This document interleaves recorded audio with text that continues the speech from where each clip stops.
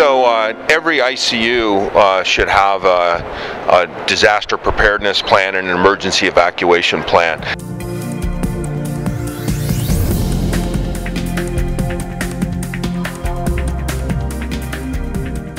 78% had never drilled evacuation up and down stairs before, and 72% had never performed it. Now these are patients that are critically ill on ventilators where there's a lot of medical risk.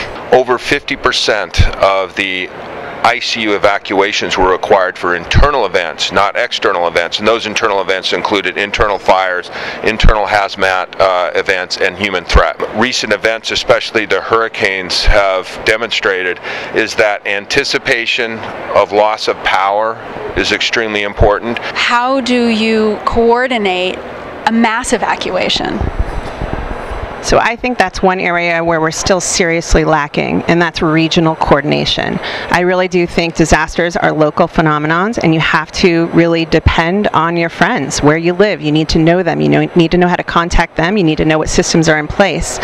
And I think we need to build that system. The larger the scale of the disaster, the less control they're going to have over evacuation of their patients. In other words, selection of destination facilities, and in some ways timing of that evacuation.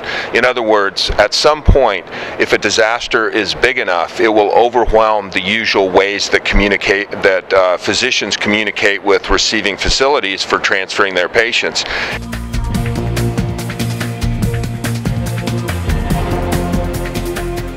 First of all, we actually need to be part of the conversation. We need to come to the table as critical care physicians. So far, disaster medicine has really been left up to the emergency department, and now we're seeing that disasters can affect the ICU, and in fact, our patients are some of the most vulnerable. So we need to take leadership roles and to be part of planning at the hospital and regional level. I think that's fundamentally the first thing we need to do.